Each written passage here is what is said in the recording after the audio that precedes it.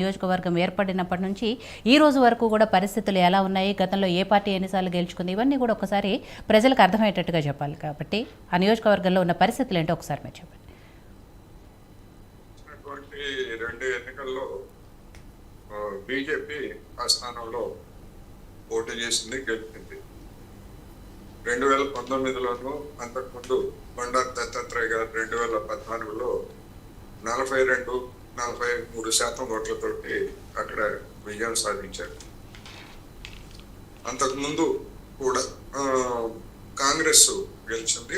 అంతకుముందు ఒకసారి మళ్ళా బీజేపీ బహుశా తెలుగుదేశం మద్దతుతోటి 2004 మొన్నటి ఎన్నికలు అంటే గతంలో ఉన్నటువంటి ఫలితాలు లేకపోతే అదే విధమైనటువంటి ధోరణులు కంటిన్యూ అవుతాయని మనం చెప్పలేము. ఎందుకంటే భిన్నమైనటువంటి నేపథ్యాలు మనం అక్కడ ఆ కాన్స్టిట్యున్సీలో చూడవచ్చు. ఎందుకంటే మొన్న జరిగినటువంటి అంటే 2019 ఎన్నికల్లో కిషన్ రెడ్డి గారికి దాదాపు 4,80,000 ఓట్లు వచ్చాయి.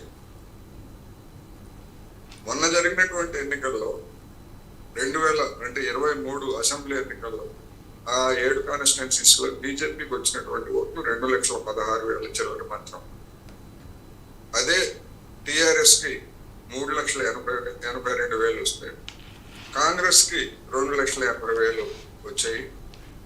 మజ్లిస్ 2 చోట్ల పోటీ చేసినటువంటి మజ్లిస్ అభ్యర్థులకి మొత్తం 2 కాన్స్టిట్యున్సీస్ లో కలిపి 70,000 ఓట్లు వచ్చాయి.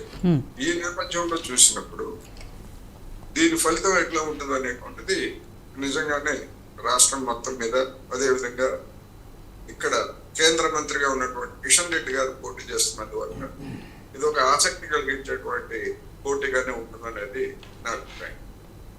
అంటే గత ఎన్నికల లెక్కల ప్రకారం చూసినప్పుడు గత 2 ఎన్నికల్లో కూడా బీజేపీకి 42-43% మించి, అంటే నరేంద్ర మోడీ గారు మొట్టమొదటిసారి ఎన్నికల్లో పెద్ద ఎత్తున ఉవ్వెత్తున వచ్చినప్పుడు, అదేవిధంగా రెండోసారి మరింత ఉవ్వెత్తున వచ్చినప్పుడు కూడా దాని ఓటింగ్ శాతం 2014తో పోలిస్తే 2019లో 1.6% తగ్గింది.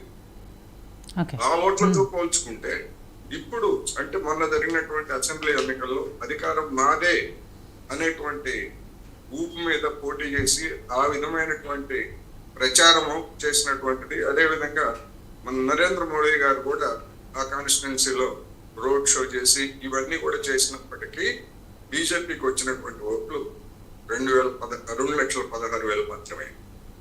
ఒక్క అంబర్పేట నియోజకవర్గంలో 2వ స్థానం, అదేవిధంగా సనత్ నగర్ నియోజకవర్గంలో సుదూరంగా 2వ స్థానంలో ఉన్నది తప్ప ఎక్కడ దాని పర్ఫార్మెన్స్ బీజేపీ చెప్పుకున్నంతగా లేదా అసెంబ్లీ ఎన్నికల్లో అది ప్రొజెక్ట్ చేసినంతగా ఎక్కడ కనపడలేదనేటువంటిది అంకెలు చెప్తుంది.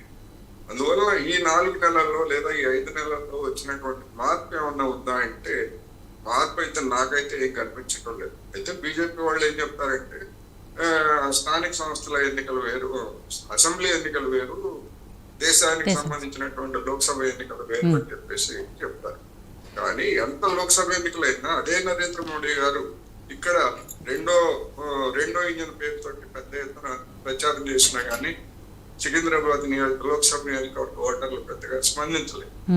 అదేవిధంగా మాకు బలం విపరీతంగా పెరిగింది అని చెప్పుకున్నటువంటిది కూడా వాస్తవం కాదనేటువంటిది ఇక్కడ మనకి స్పష్టం అవుతాం. ఎందుకంటే మన జిహెచ్ఎంసీ ఎన్నికల్లో గణనీయమైనటువంటి ఓట్లని బీజేపీ తెచ్చుకుంది. కానీ ఇప్పటికి వచ్చేసరికి దాని యొక్క శాతము కానివ్వండి, ఓట్ల సంఖ్య కానీ పడిపోయింది. ఈ నేపథ్యంలో చూసినప్పుడు ప్రధానమైనటువంటి పోటీ అంటే కాంగ్రెస్ కి బీఆర్ఎస్ కి దాదాపు 1,00,000 ఓట్లు, 1,02 ఓట్లు, 2,000 ఓట్ల తేడా, 1,02,000 మెజారిటీ తోటి బీఆర్ఎస్ ఎక్కువగా ఉన్నది. దానికి వచ్చినటువంటి ఓట్లు కాంగ్రెస్ కి 2,80,000. అందువల్ల ఇప్పుడు మారుతున్నటువంటి సమీకరణాలు దానం నాగేందర్ అనేటువంటి ఎమ్మెల్యే బీఆర్ఎస్ నుంచి కాంగ్రెస్ లో చేస్తాం.